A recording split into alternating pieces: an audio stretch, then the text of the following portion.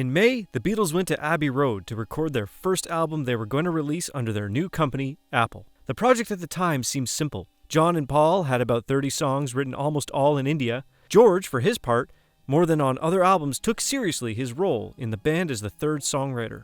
And Ringo also wrote his first song. With so much material at hand, it was decided to make a double album, a format widely used for classical music, but absolutely innovative in popular music. But the new album and his illusions were spoiled from the first day when Lennon entered the studio with a woman next to him, breaking all the studio rules. Also, McCartney developed an almost sick perfectionist attitude that collapsed his partners. Harrison showed more and more apathy to continue working with two Beatles who never ended up taking him seriously, and tired too, Ringo left the band.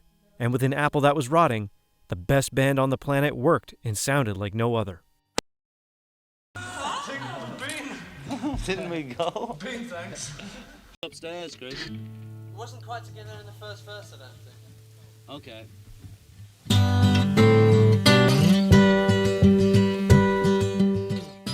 To understand the history of this album and the reasons why it marks the beginning of the end for the band, it is necessary to go back a few months to 1967. Brian Epstein's unexpected death raised a question for the band.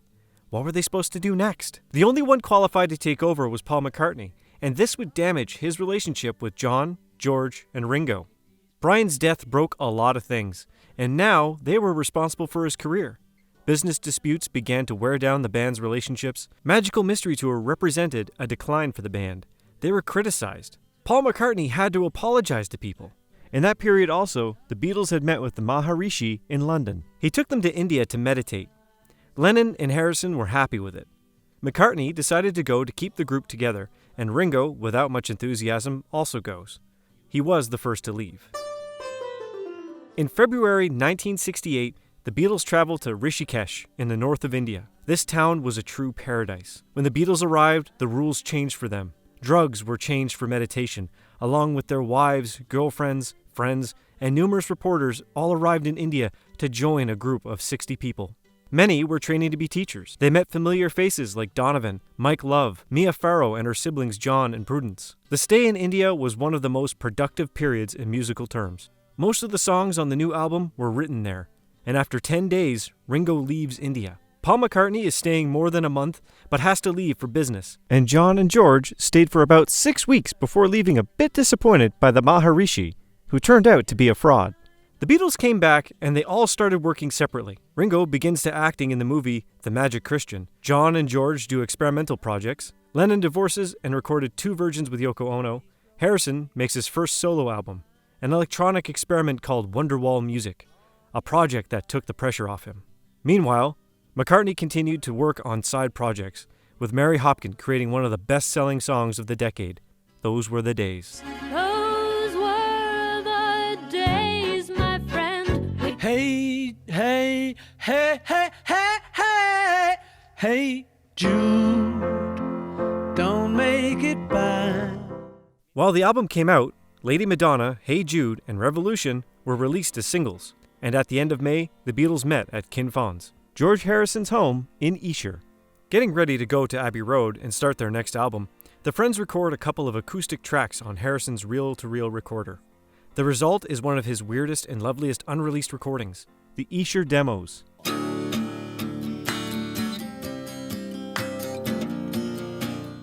In their entire catalog, there's nothing like this. Most of the 27 songs were part of the White Album. In Esher, they were having fun. They didn't know about the torture that will take place in the recording of the album. There, it was different, and this spirit was tried to be recovered by McCartney in the Get Back project at the beginning of 1969.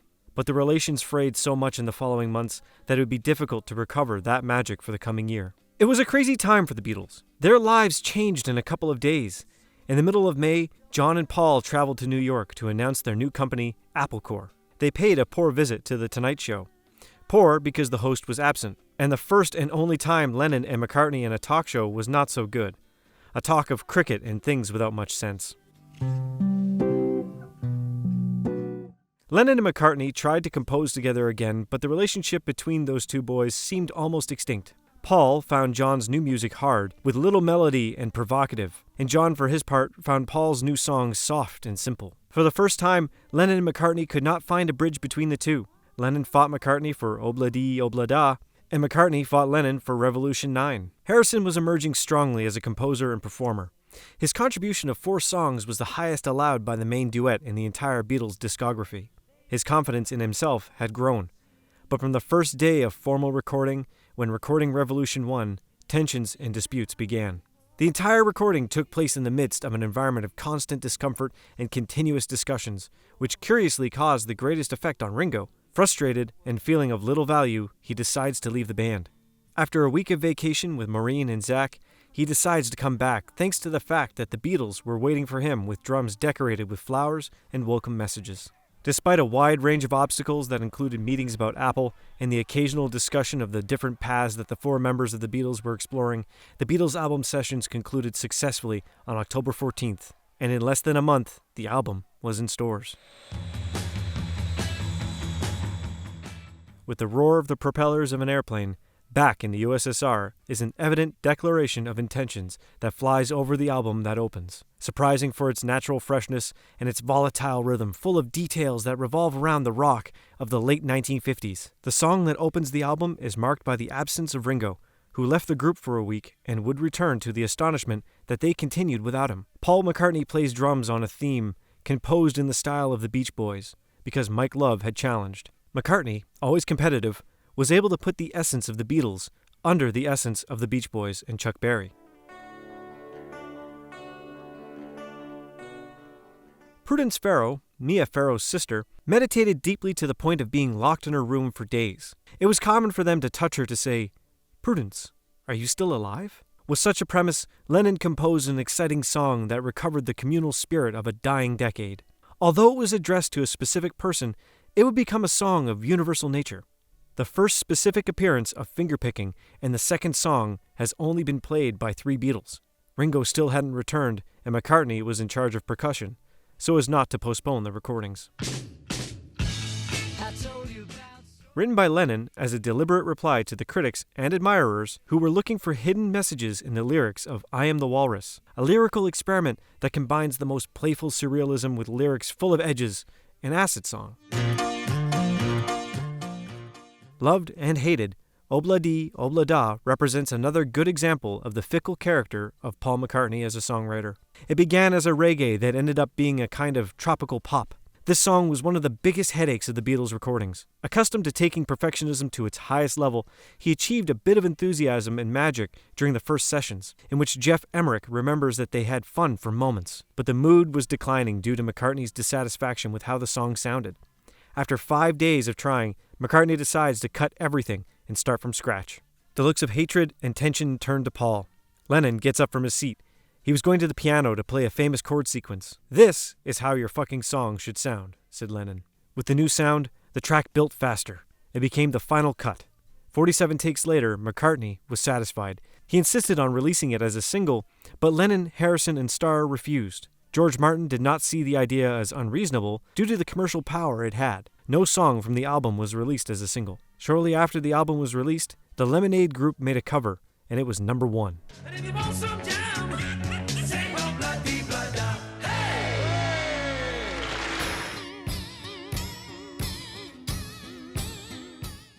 Received as a simple hobby, Pattie Boyd liked the song so much that they decided to leave it on the album. Reproducing an unimaginative mantra, Wild Honey Pie remains a subject ignored by most people.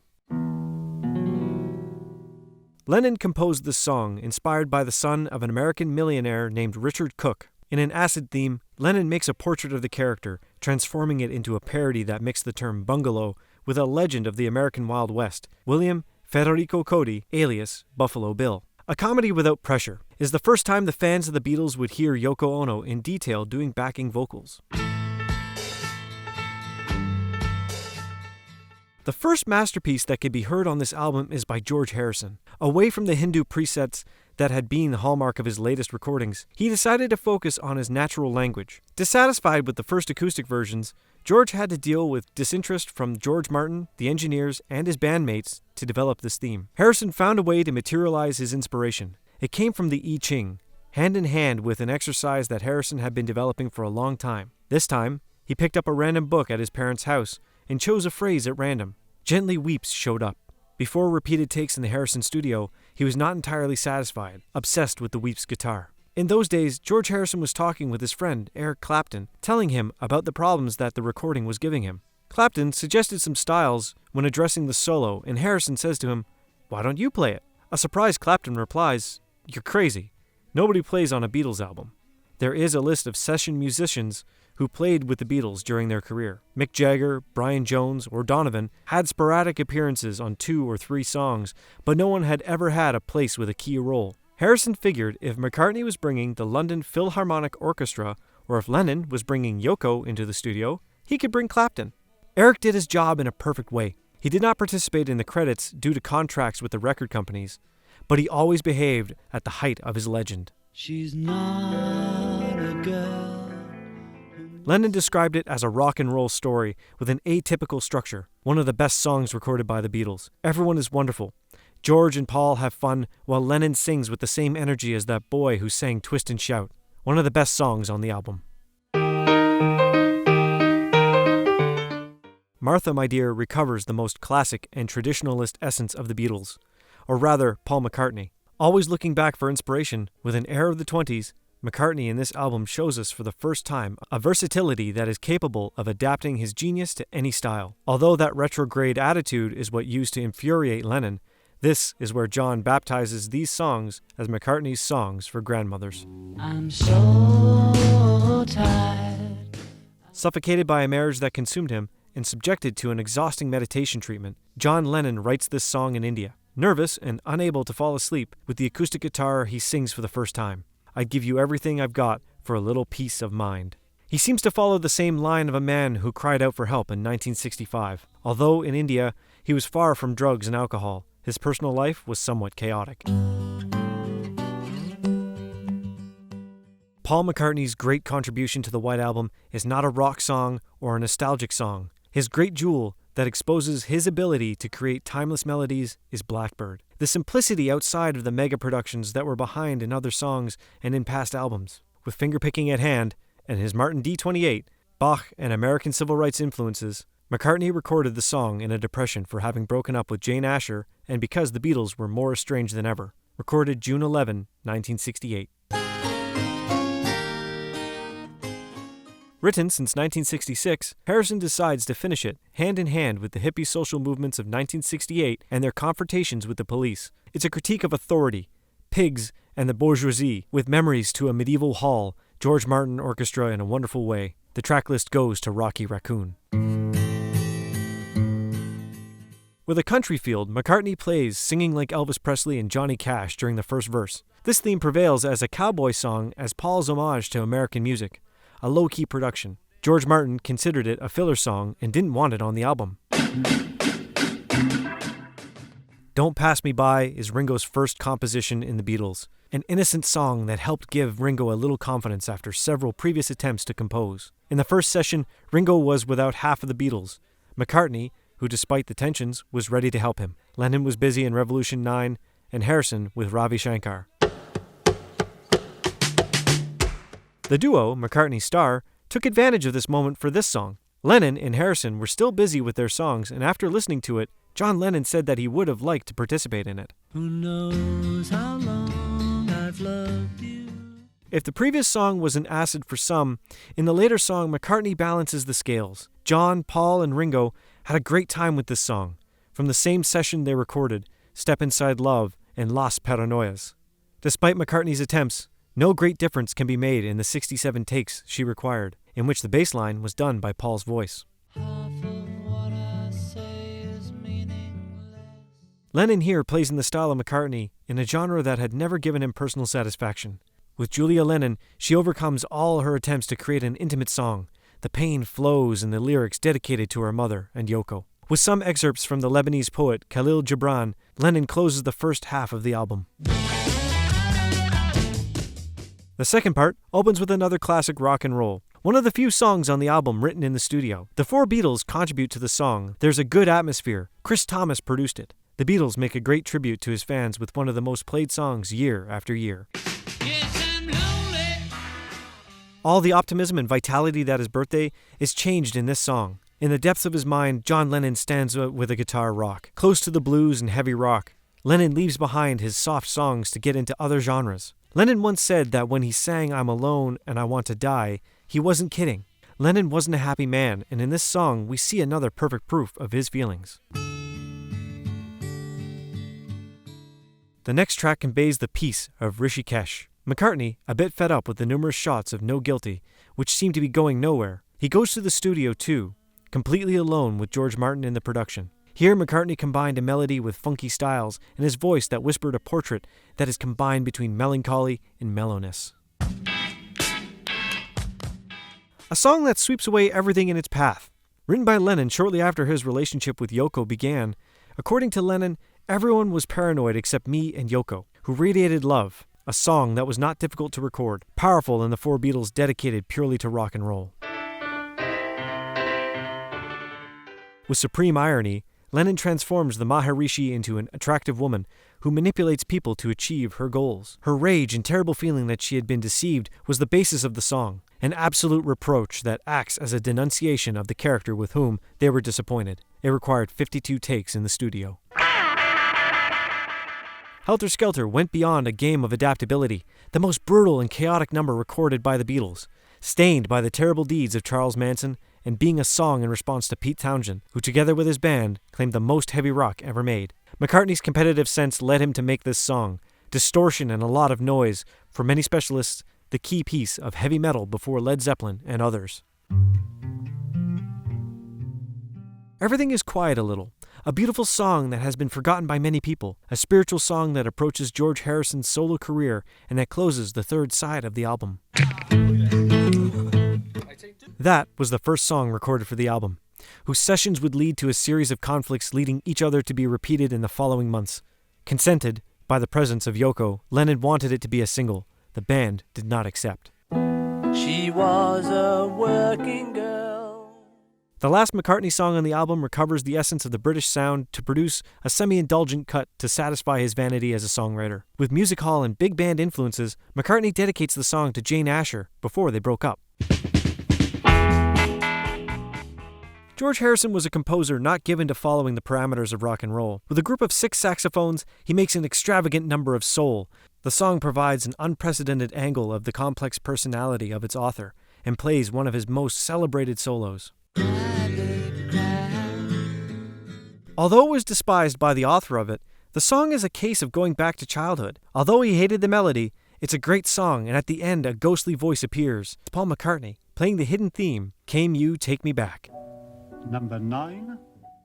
According to Lennon, Revolution 9 was an unconscious portrait of what would happen when the revolution was over. The most controversial song, McCartney insisted that he release it as a solo artist and not as part of the album. Main work of John and Yoko with some spontaneous appearances of George, a song full of messages of everything and nothing.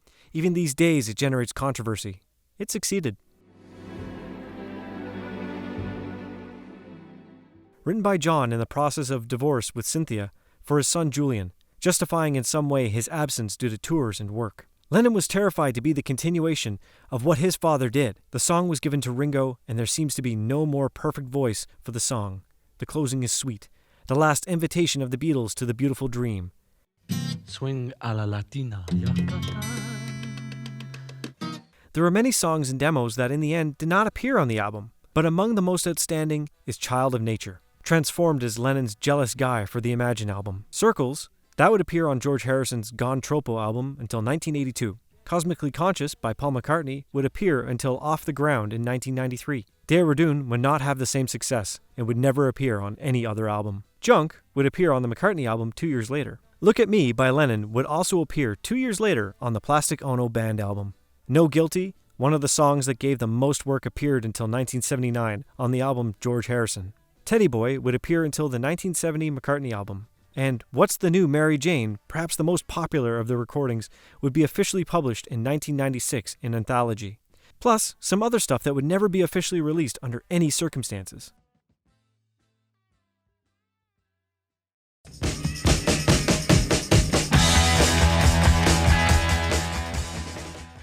Since its release, it was accepted under another name due to popular demand. It was baptized by the public as the White Album. When the album hit stores on November 22nd, it achieved great success, selling millions of copies in weeks and reaching number 1 in sales.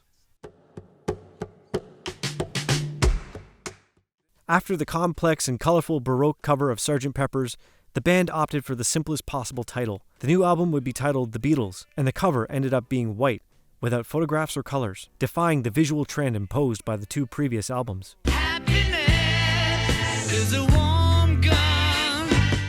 There were people too demanding with the Beatles, but at the release of this album, it was difficult to develop arguments against it. 5 stars out of 5.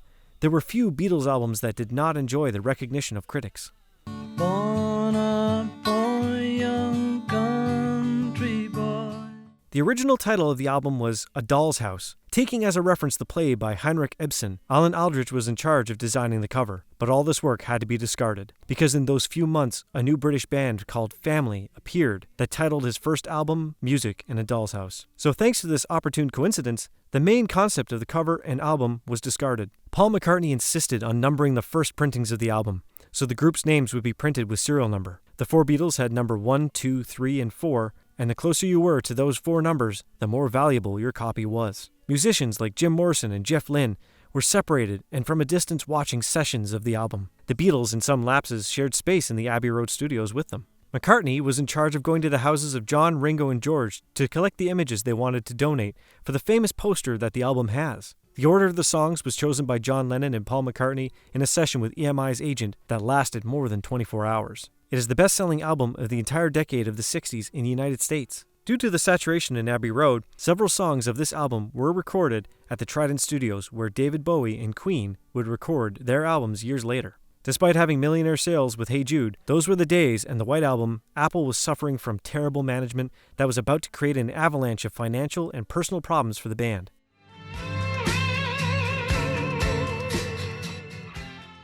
After breaking down the barriers with Rubber Soul, after breaking the foundations of rock with Revolver, after breaking down and demarcating the barriers between art and popular music with Sgt. Pepper's, and after the psychedelic Magical Mystery Tour, people wondered, what could the Beatles offer us now? The album reflects the essence of a rock band. It sounds old and new. Its styles, its contrasts, its track list, 54 years later, it seems fresh, embraced by new generations. A masterpiece that, for many, is the best album of the Beatles. It comments what they think. This is where their separate paths begin. Hopefully, you can subscribe to our channel, like the video, and share. This is Music Box.